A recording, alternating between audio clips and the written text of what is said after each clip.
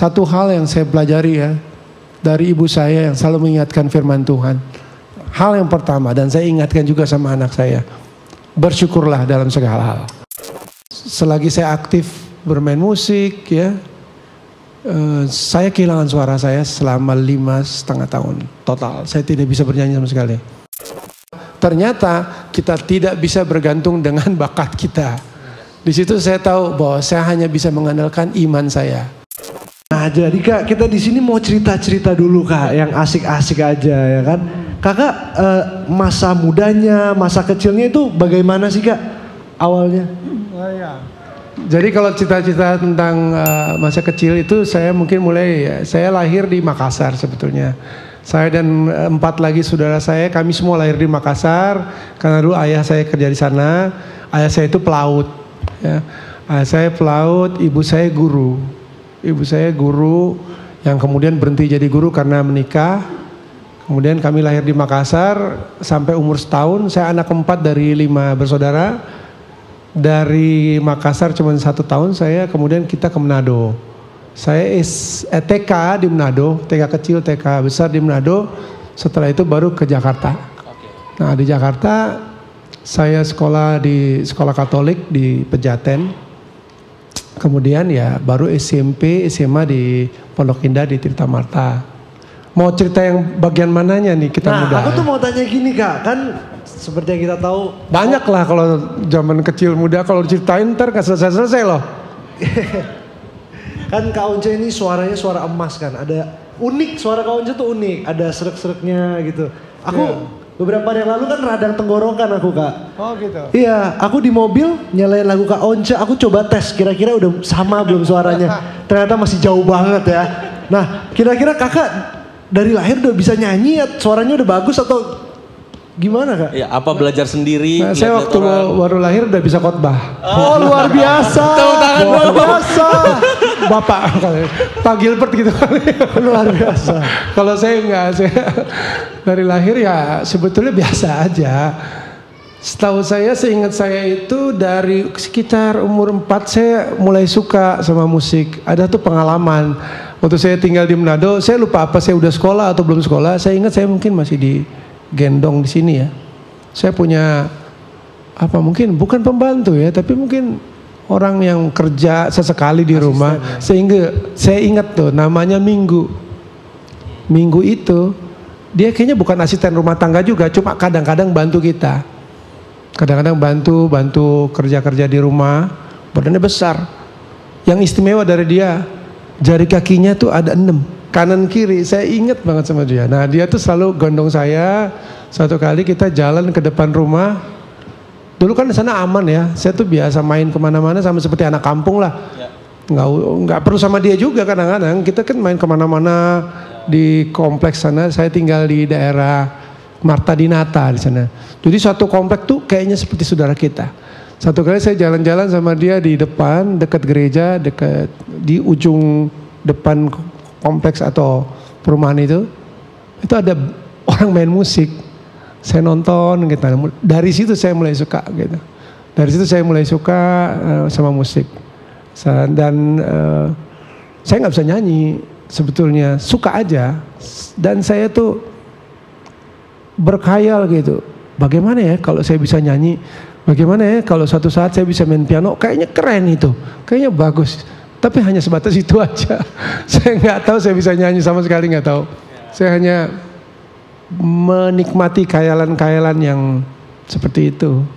Dan ketika zaman dulu ada video itu, ada kakak dari oma saya punya video-video musik, saya nonton. Saya suka aja, saya suka menikmatinya gitu, saya suka memikirkan kemudian mengkhayalkan bahwa saya nanti suatu saat gitu. Waktu saya SMP, saya suka juga musik. Saya taruh foto-foto banyak musik dan saya taruh juga di sebelah kiri. Saya pikir saya suka nih orang cara nyanyinya gitu. Saya pikir saya mungkin aja kalau ada kesempatan saya bisa nyanyi kayak dia gitu. Tapi saya nggak pernah pikirkan secara serius, nggak. Kemudian baru setelah saya SMP itu adik saya mengajak saya main band bukan karena saya pintar nyanyi, karena saya terganggu sama vokalisnya dia yang terlalu sibuk nyanyi sambil main gitar. Jadi saya bilang, iya kan dia nyanyi sambil main gitar, saya bilang, namanya kan Jonathan, kita kan saya kelas 2, dia kelas 1 SMP. Jonathan itu main gitar sambil nyanyi. Menurut saya sih dua-duanya nggak beres gitu. Jadi saya bilang, John, aku minta dong teksnya gitu kan. Kamu main gitar aja yang beres. Saya coba sementara nih. Nah setelah itu dia bilang, boleh juga kamu nyanyinya. Kita harus suka rekam kan, pakai tape kompo dulu. Ada dulu tape kompo. Namanya tape kompo itu tape yang kalau pernah lihat orang nari-nari break dance tuh suka dibawa di sini tuh. Hip hop angkatan pertama gitu ya. Hip hop angkatan pertama. Itulah direkam situ. Oh, boleh juga saya nyanyi. Di situ saya tahu bahwa saya punya lumayan bakat untuk nyanyi. Nah, luar biasa kan Tuhan kasih talenta itu di dalam kehidupan Kak Once. Terus kapan kakak sadar kayak ternyata gue sekarang udah terkenal ya. Itu kira-kira kapan tuh momen sadarnya tuh Kak? Saya pikir saya terkenal dari awal, ternyata enggak. Jadi saya kan SMP, kelas 1, kelas 2, kelas 3 tuh kan penuh semangat gitu. Bikin band, jangan jelas nggak ada yang kenal kita ya kan. Manggung cuma sekali, itu pun di gereja. Acara bazar ibu-ibu. Saya ingat banget tuh. Bazar ibu-ibu main lagu pop, lagu yang sebenarnya ibu-ibunya juga nggak kenal, nggak tahu lagunya. Karena ibu bapak saya itu suka, ya udah saya main di situ, baru kemudian mengembangkan diri ya. Dari awal saya bilang, saya pikir saya terkenal. Ternyata nggak ada yang kasih job. Kita cetak baju apa? Baju band kita, ya. Kemudian headband. Headband, yes. Kayak kita pakai sendiri gitu. Terus nama band kita juga lucu dulu. Nama band kita tuh nama kertas HVS itu kertas. Iya. Ada namanya Conquer ya. Kita tahunya sinar dunia Kak. Ya namanya itu kita tahunya sinar dunia soalnya. Artinya keren kan, penakluk.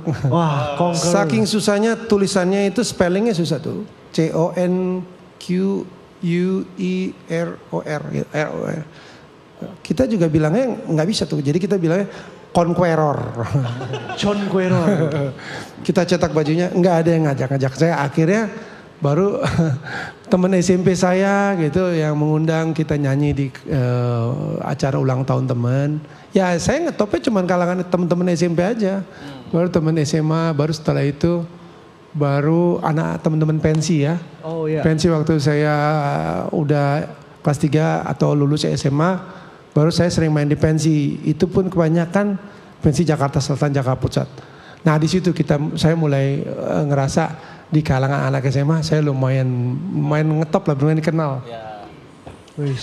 Luar biasa. Jadi kalau kita main di pensi kita main paling terakhir gitu. Oh, yang ditunggu-tunggu di nanti-nanti. Iya. Padahal sebenarnya menurut saya sih apa ya? Nggak, gimana ya? Band saya bagus dulu sama teman-teman anak Pangudi Luhur. Kita suka main band, lagunya belakangan itu aja. Cuma orang suka sama kita mungkin karena kita punya bakat, saya punya bakat. Tapi mungkin juga karena waktu itu kita kalau punya sound system, kebetulan main drum kami itu anak orang banyak duit, ada duit. Jadi kalau panitia bikin acara, sound system katakanlah segini ya, seperti ini sound system ya, kita tambahin sedikit. Nah, pakai uangnya drummer saya itu. Kita tambahin sedikit, terus band lain nggak boleh pakai. Jadi begitu band kita soundnya bagus. Luar biasa. Gitu caranya. Itu taktik dan strategi. Investasi. Luar biasa. Kak, kalau boleh tahu waktu kan ini bandnya paling terakhir nih Kak. Lagu paling booming waktu itu apa Kak? Ada judulnya When I See You Smile. Oh. Kita biasa cover saja. Zaman dulu anak-anak kan belum terlalu bawain lagu sendiri. Yeah. Wah, anak-anak Jakarta dulu kebanyakan cover saya, covering song saja. Oh, cover. Nah, di dalam perjalanan hidup Kak Once yang sangat seru ini tuh sebagai mana pentingnya Tuhan sih Kak di dalam hidup dan perjalanan Kakak? Selalu penting ya, karena saya percaya Tuhan yang pegang jalan hidup saya dan keluarga saya. Biasa kita berikan tepuk tangan. Ya, saya bersyukur saya punya orang tua yang taat.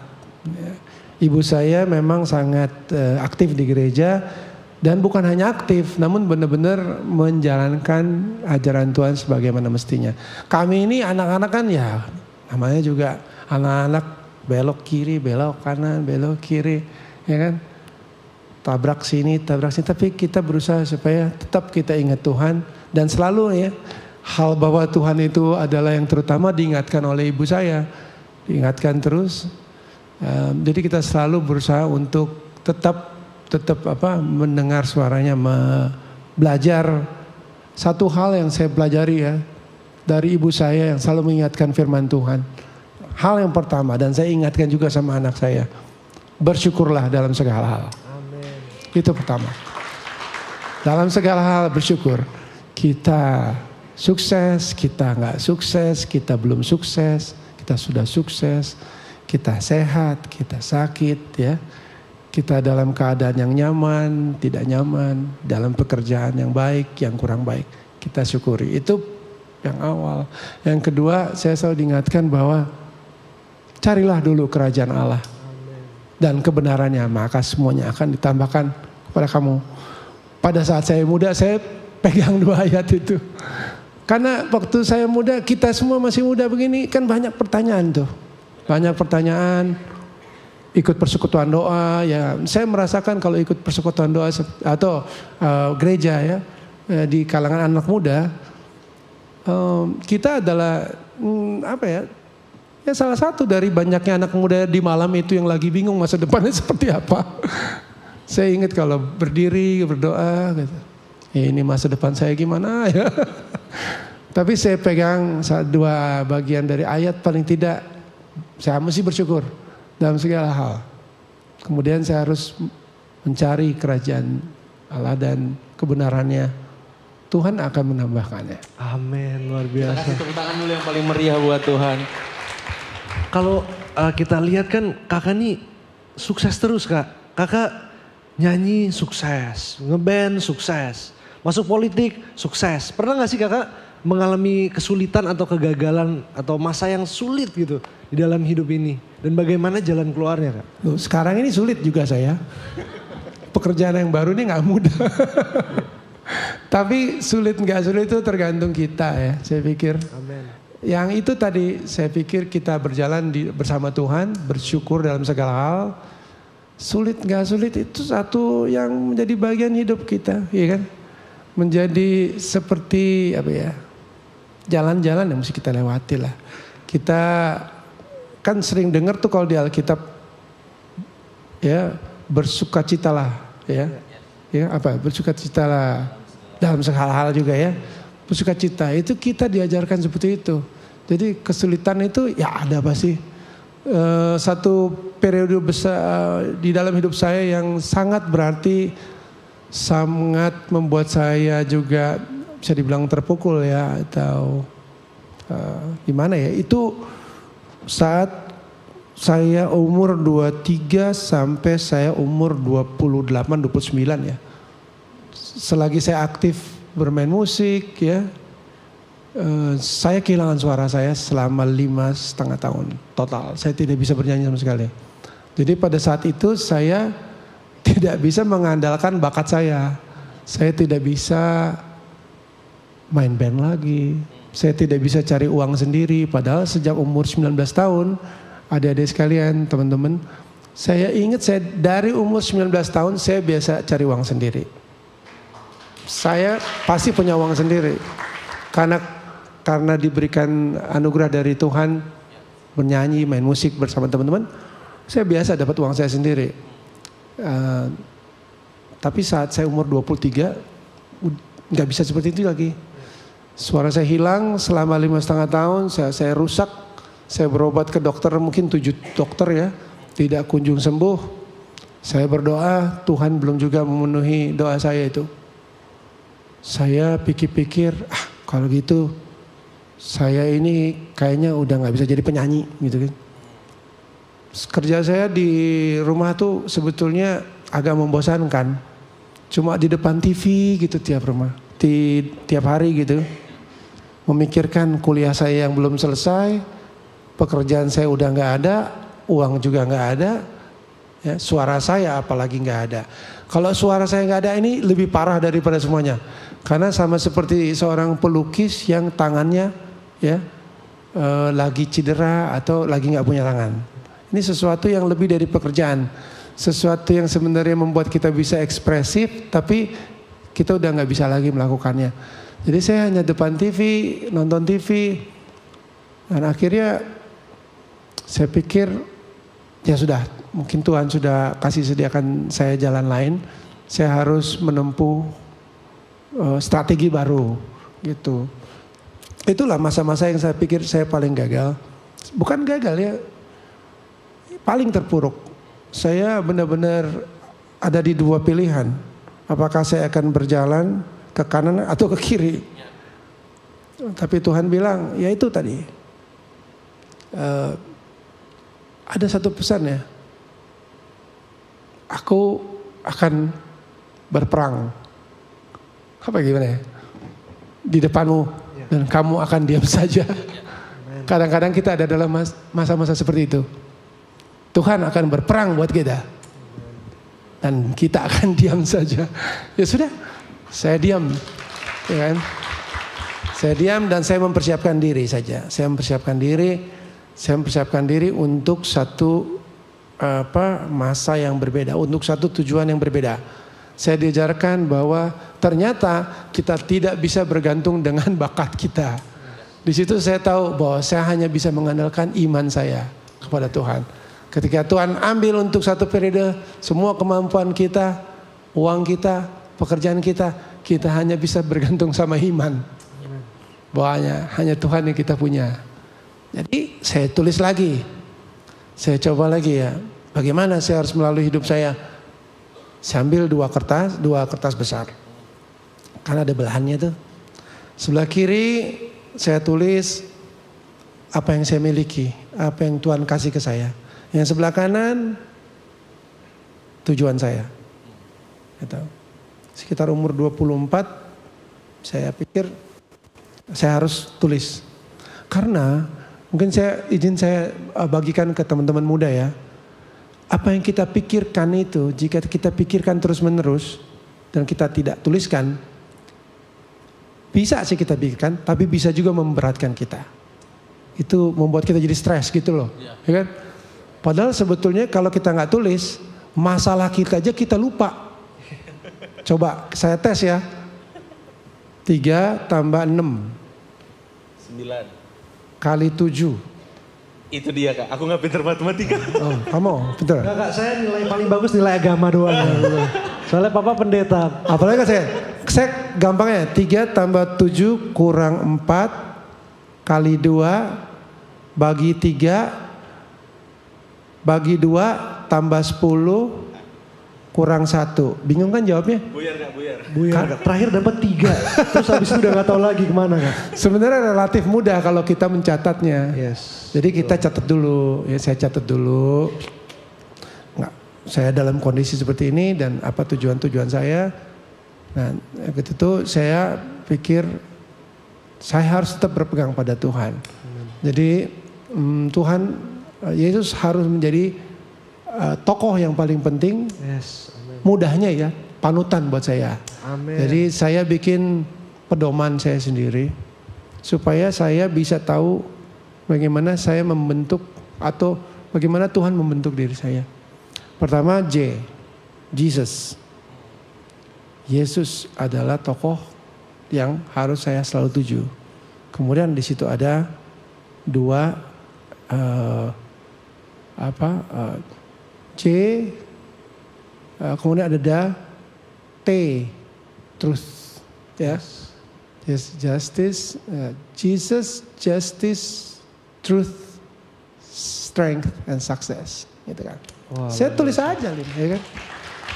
Saya ingin orang tahu saya seperti ini, ya saya tulis aja, gitu kan. Jesus, strength, Jesus, justice. Saya harus memperjuangkan keadilan. Dari umur saya 24, saya tulis di dalam kertas. Jesus, justice, truth, strength, and success. Taruh di kertas, saya doakan aja gitu. Nah, ya banyak pekerjaan Tuhan dalam hidup saya yang saya tahu memang ajaib. Bukannya saya nggak pernah gagal, tapi saya banyak gagal. Banyak kegagalan saya itu sebetulnya saya anggap sebagai berkat juga, karena dalam kegagalan kita bisa memetik pelajaran-pelajaran. Amin. Berarti. Amin. Kita kasih tepuk tangan yang meriah buat Tuhan. Nah ini kayaknya semuanya tuh udah ingin banget mendengarkan suara emas dari Kak Once Mekel. Setuju nggak? Boleh. Kalau gue aja yang nyanyi boleh gak sih? Hah?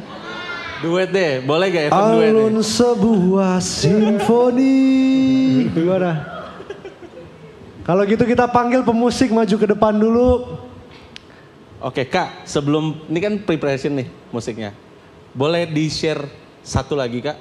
Cara anak muda ini pelihara iman sampai dia achieve masa depannya Kak. Karena kan masih blunder ya Kak. Mau jadi apa, kayak tadi kesaksian Kak Once tuh. Mau bagaimana gitu. Cara pelihara dan percaya sama Tuhan, pakai iman untuk konsisten gitu Kak. Boleh di-share gak Kak?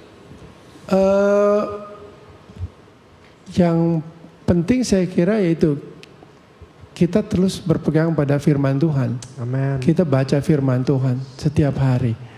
Jadi dalam pengalaman saya, setelah saya menentukan karakter seperti apa yang ingin saya lihat dari diri saya sendiri, syukur-syukur orang melihat diri saya seperti itu ya. Saya taruh di kertas, ya kan? Tapi kemudian kan ada aktivitas yang harus kita lakukan. Ada target tuh. Target itu ada 3. Target yang pendek, target yang menengah, dan target yang panjang. Kalau teman-teman muda punya target panjang, bagus, ya kan? Ya, kata orang taruh setinggi-tingginya. Setinggi-tingginya melewati bintang-bintang. Kata Soekarno ya, melewati bintang-bintang. Kalau dia jatuh, paling tidak dia masih ada di antara bintang-bintang. Seperti itu ya. Jadi kita boleh taruh di atas, kita doakan. Kemudian kita tekuni firman Tuhan tiap hari. Setiap saat yang kita bisa ya. Itu memperkuat memperkuat visi kita, kekuatan kita. Kita doakan semua itu. Dan kita lakukan aktivitas setiap hari. Jadi ada beberapa aktivitas yang kita harus pilih. Dalam pengalaman saya menekuni beberapa hal. Saya menekuni waktu saya kuliah dulu di hukum. Kemudian saya menekuni musik. Karena saya udah gak bisa nyanyi. Ya udah saya belajar musik saja. Saya belajar piano, saya belajar drum, segala macam. Saya pikir ini kan talenta. Dan saya menekuni bahasa Inggris. Karena itu saya pikir waktu saya muda ini ya. Ini perlu untuk masa depan saya. Dan saya tekuni olahraga. Kemudian yang paling penting dari semuanya, saya tekuni firman Tuhan. Amin, luar biasa. Saya tekuni Tuhan. Saya coba, saya bukan orang yang bisa bilang rohani gimana ya, tapi ya pelan-pelan kita belajar. Wah luar biasa. Boleh sekali lagi kita berikan tepuk tangan. Oke. Kayaknya nih sesi waktunya kakak nyanyi nih. Iya, seperti yang ditunggu-tunggu Bapak Ibu dan Saudara sekalian. Jadi sekarang waktunya kita mendengarkan kesaksian pujian dari Kak Once Mekel. Luar biasa. Kita kasih tepuk tangan yang paling meriah buat Tuhan ya. Terima kasih rekan-rekan muda, masih semangat ya. Pak Gilbert dan semua, terima kasih udah mengundang saya ke sini membagi kisah hidup saya. Semoga menjadi kesaksian dan bisa menjadi berkat bagi Anda semua. Nah, dalam kehidupan saya, setelah saya katakan bahwa banyak kegagalan terjadi, tapi lebih banyak lagi keberhasilan yang terjadi. Semoga demikian juga dalam kehidupan saudara-saudara, teman-teman muda. Yang penting dari antara semuanya bahwa kita bisa merasakan penyertaan Tuhan dimanapun. Sebab Tuhan kita adalah Tuhan di hari yang siang, namun juga Dia adalah Tuhan di malam hari. Dia adalah Tuhan di setiap tempat dimanapun kita berada. Dia ada di tempat kita sukses, namun juga dia ada saat kita gagal. Jadi ada satu lagu yang ingin saya nyanyikan, judulnya itu mungkin semua tahu, The Goodness of God. Boleh ikut nyanyi ya, supaya kita bisa merasakan pesan dari lagu ini.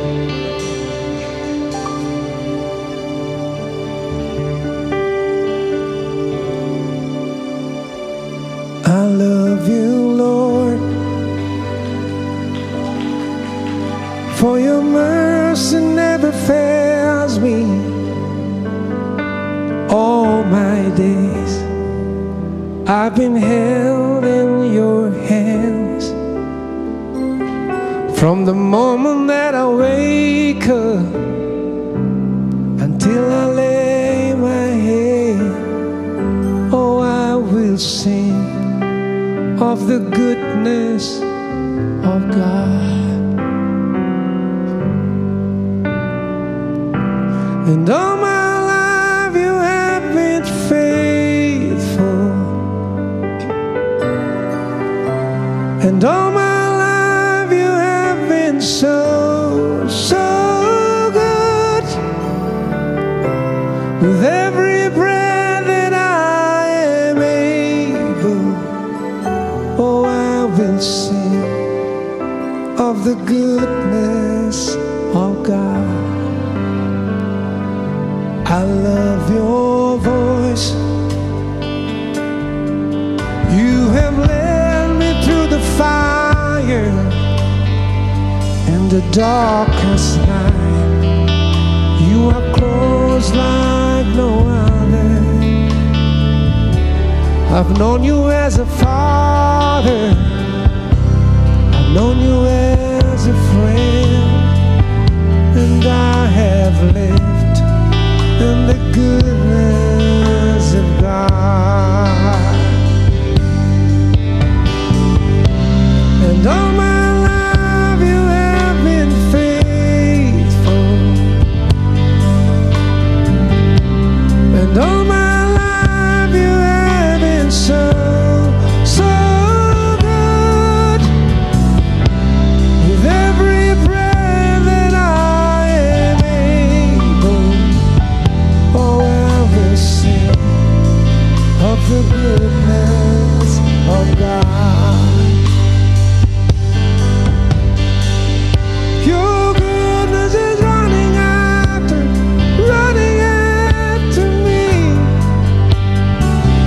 Your goodness is running after me. With my life laid down, I'm surrendered now. I give you everything. Your goodness is running after me. So what? Your goodness is running after me. Your goodness is running after me. With my life laid down, I'm surrendered now. I give you everything. Your goodness is running after me. And all my life you have been faithful, and all my life you have been so, so good. With every breath that I am able, oh, I will sing of the goodness of God. With all my life you have been faithful, and all my life you have been so, so good. With every breath that I am able, oh, I will sing of the goodness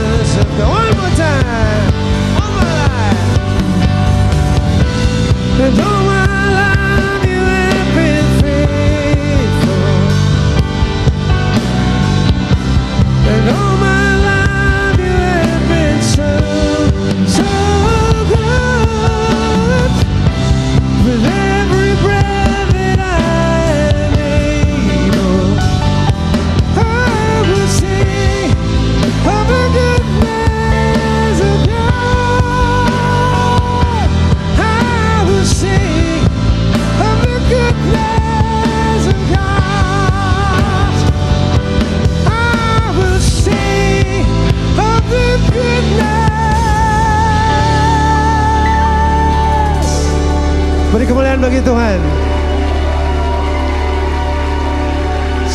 Sumber segala berkat kita, sumber jawaban dari setiap keraguan rekan-rekan dimanapun kita berada, keraguan kita akan masa depan, Tuhanlah yang memiliki jawaban.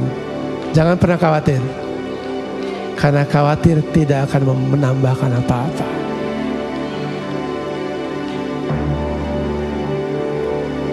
Of the goodness of God.